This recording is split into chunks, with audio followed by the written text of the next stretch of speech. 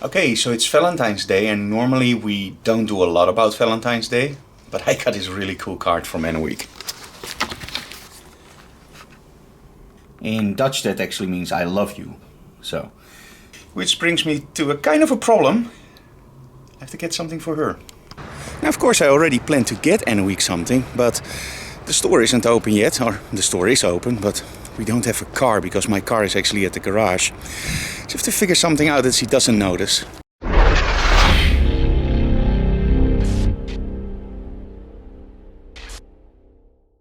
Okay, let's see if you see a difference in video and audio quality between what I just filmed and this.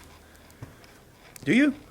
You should, because the previous recording was actually on the AX33 and now I'm back on the A7R II for video. Really like this camera, still thinking about getting the 6500.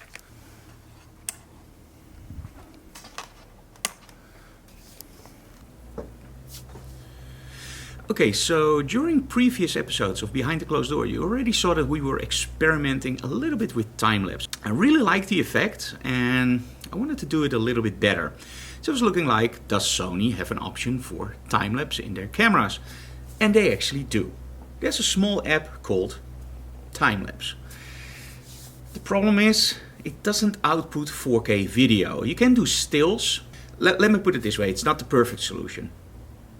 And then I realized, you know what, if you want to do time-lapses, you better do it right. So for time-lapses, we're actually going to use something else.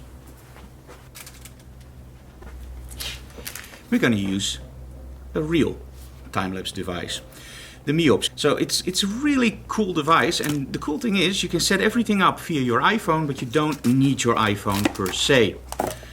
And this is the device. So it's not really big, but this one is going to give me a lot of fun with the time-lapses. And now I can do the time-lapse on the Sonys without using their app. By the way, one of the cool things about the Sony app is actually that you can make moving time-lapses by zooming in on the picture. But for me, this will be it.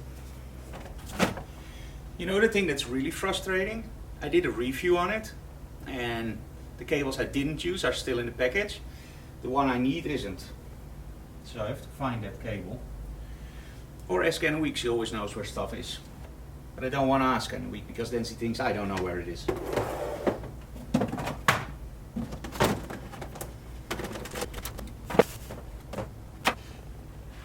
Let's ask Emmeloord. Yeah. This is a standard USB cable. That one, of course, I have. I already had the right cable. Blame it on the morning. But before I do anything else, it's time for Q and Anna-Wiek. Yeah. Okay, the first question is from Michael Witherspoon. My only lens is a 70-80 2.8. I got on my D500. In short, do I need a lens correction in software? Yes and no.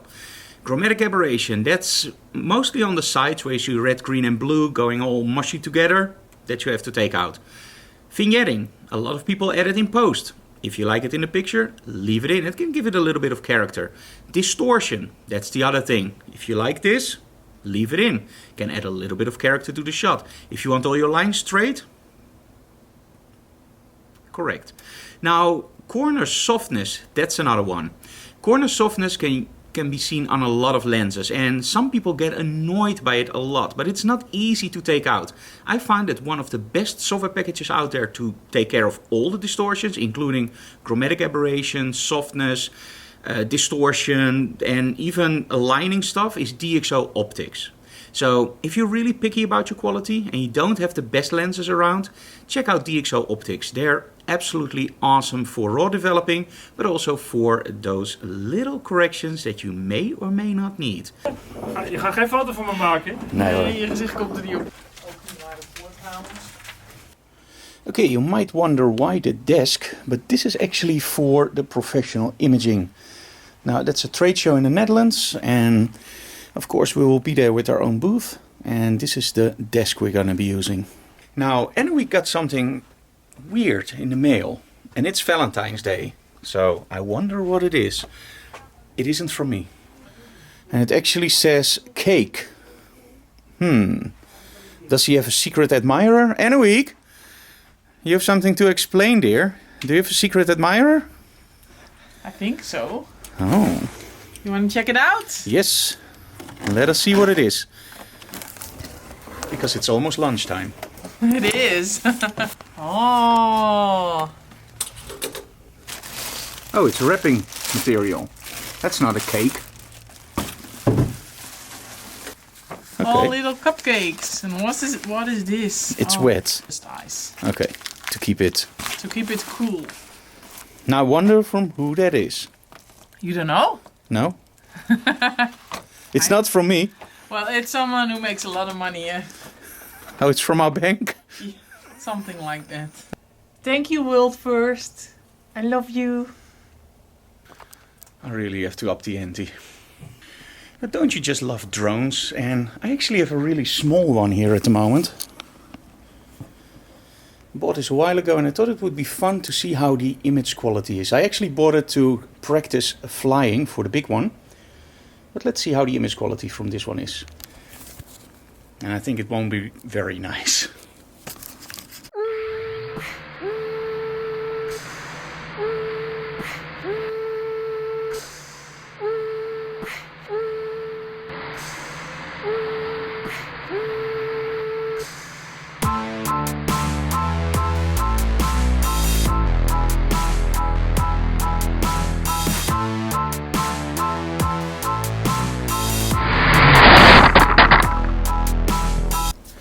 So after that awesome drone footage, maybe it's nice to look at what a real drone can do. Okay, so it's Sunday, but we will include this in Monday's episode. Now, you all know I'm from Emmeloord, right? And, well, we decided today would be a good day to show you guys our area with the drone. However, we didn't expect it to be this windy.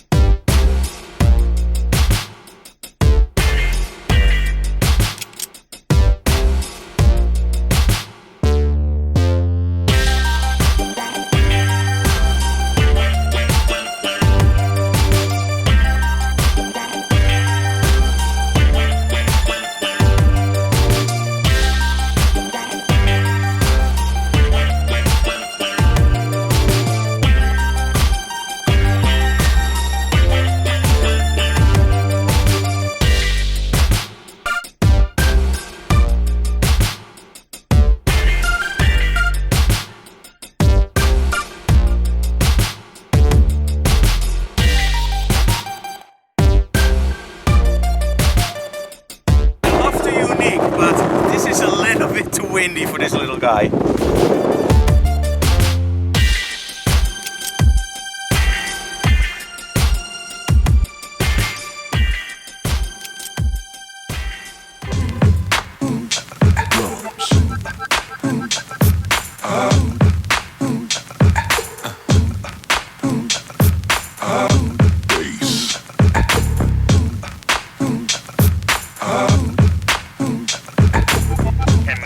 Got yourself something funky.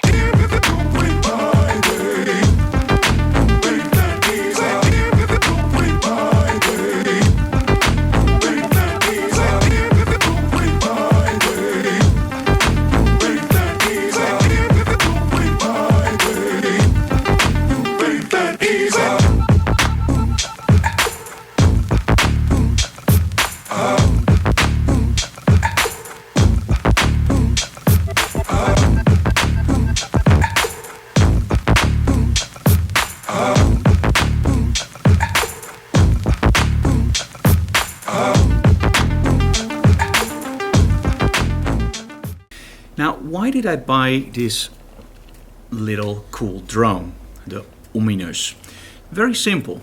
If you want to fly with the big drones, it's very wise to start practicing with the smaller drones. For the very simple reason, they behave approximately the same. And if you can fly one of these, without a doubt you can fly the big one, because the big one also has GPS and is way more stable in the air. So, the tip for today, if you want to buy the big drones, first get a small drone. And it's fun. So now it's time for the photo critique. Now you guys send me some images and I'm gonna go through them in Photoshop and show you what I think could be improved or what I would have done differently. Okay guys, so let's take a look at the first image. Now, I love the more square crop. I like that it's actually cropped aggressively from the top, so I like that. The only thing, I would have opened up the eyes just a little bit. Now in the raw file that's pretty easy to do, but in this file it's a little bit more hard. But you could go to the dots tool and just open up the eyes. And this is a JPEG, so it will not look nice. And just go over the iris, not over the eye white, but just the iris. And the other thing is, take away those little things over here. So you can do that very easily with your clone tool, or of course what I do with the healing brush, and just take them out. There you go. And often it's just a few seconds work, but it makes your image so much better. There you go. Okay, so that's image 1. Let's go to image 2.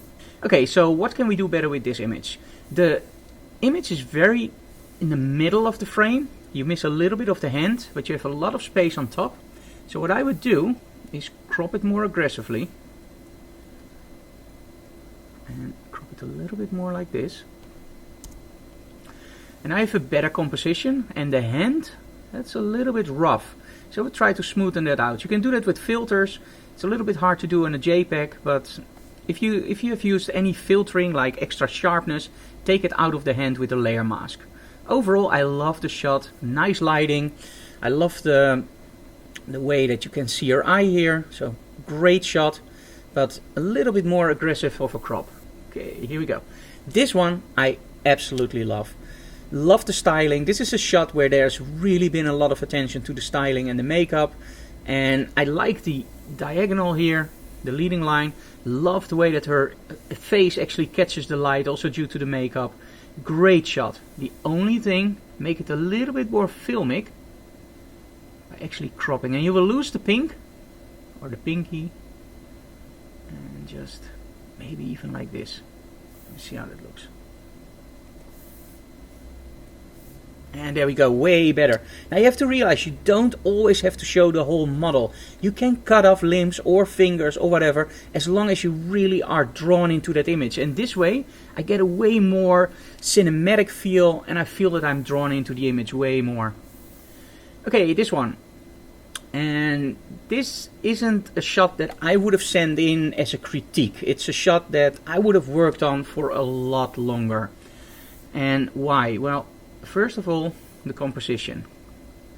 This is the problem when you use center focus point and don't recompose. Always focus, recompose. Because otherwise you get images that are in the dead center of the frame. So this is better, but you also have a huge problem with her face. It's totally overexposed. So normally what you can do is use shadows highlights in your raw converter.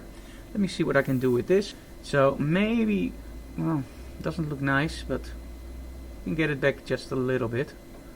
And of course when you do something like this, you always have to do saturation also. Because if you do stuff like this, you need saturation, because you actually make the colors a little bit more saturated. So always lower the saturation just a little bit after you do more extensive curves. Okay, background also, see this? There's a lot of stuff going on in the background that shouldn't be there.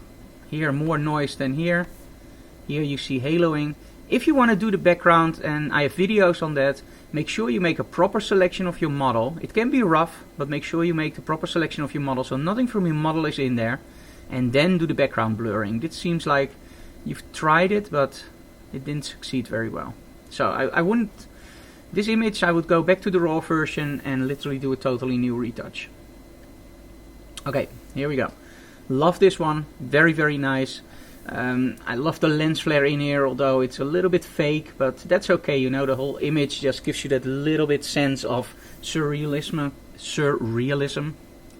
I would have cropped just a tiny bit more. There we go, that's better. And this is a common problem. A lot of people have this, so let's go in a little bit deeper. Now, as you can see here, there's a little bit of darkness under her eyes, and you can take that out really simple. First of all, just make that a little bit softer. So go like this with the healing brush, and often this is already more than enough. That you don't see that real border of here is it nice and here is it a little bit darker. So take that out. Okay. Now if that's not enough, go to the clone tool and put it on a very, very low opacity, like for example 10, 12%, 15 max.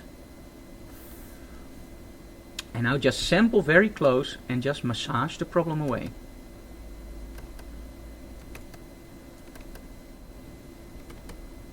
That's better.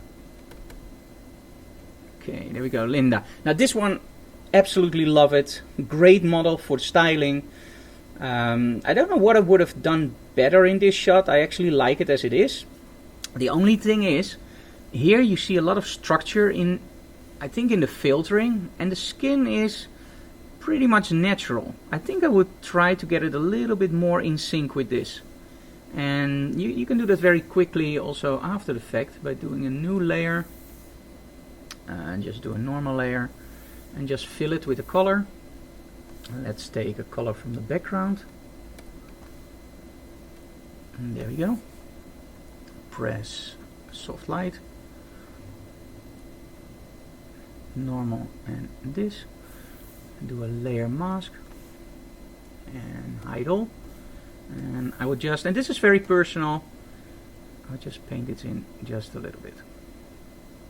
So see, he's a little bit more in sync with the colors in the background, because he was standing out just a bit too much for my taste. And there you go. Just an idea, and it's personal. If you don't like it, no problem at all. And the final one for today, Wild Thing. Absolutely love this. It's a great pose. The thing is, if you look very closely, you can see that she almost disappears in the background. This is something that I would have taken care of during the photo shoot. So maybe add an extra accent light, or make sure that when she does the pose, you go a little bit more down with the composition, so that this area is actually behind her. So this stands out a little bit more. Or for example, change some of this, I don't know what it is, bags, and put it over here. So remember, styling is not only the lighting and the clothing of the model, but it's also the set. And you have to make sure that your model pops out. And here, she disappears for my taste just a little bit too much. But overall, like it. I like the black and white conversion here. So great shot. It's 2:00 p.m. Okay, so that was the photo critique for this episode. Now, if you want your photo to be critiqued and a little bit more retouched, just let me know as soon as we ask online. So don't send the images in now. We will put a call out on social media, and at that point you can send in your images. So what can we do more? I think it's time for me to go shopping to get Anna Week some chocolate, because chocolate on Valentine's Day, it's always a good idea. Okay, Jason is checking our stock for Tattoo Tools, right? Yes. Okay. We sometimes do this to make sure that our inventory is still up to par. So when somebody orders something, we actually know that it's on stock.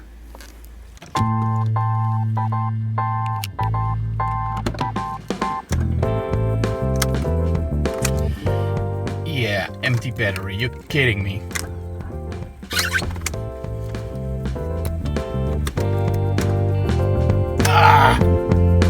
Well, because my car is in the garage, I decided to just go and walk, because I really want to get Anna Week something for Valentine's. It's not a far walk, but it's better if we can do it by car. And of course you will appreciate it way more, I hope.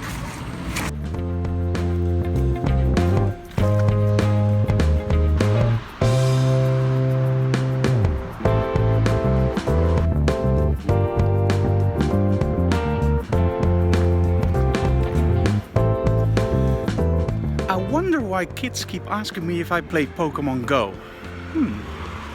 Maybe it's the iPhone.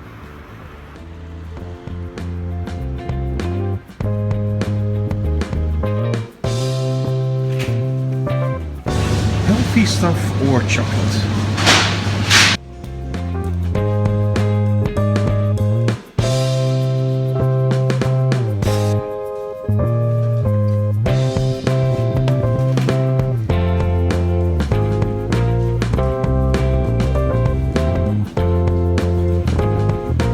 Mission Valentine successful.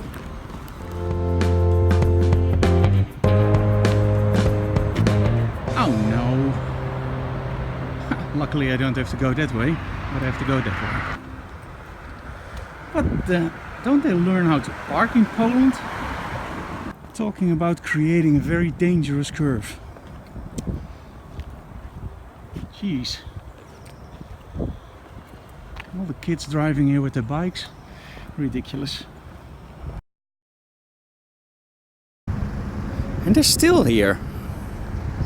What the? See how freaking dangerous that is? You can't see anything. And there are a lot of children biking here on the way to school. Ridiculous.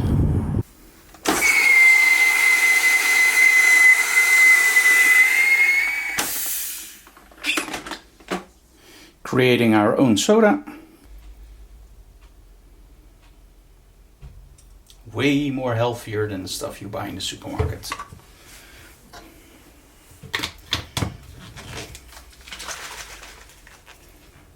And done. Don't open yet. Okay, I'm back home, ready to edit this episode of Behind the Closed Doors. Now, if you like what we do, please subscribe and leave your comments below. So, thank you so very much for watching, guys. See you.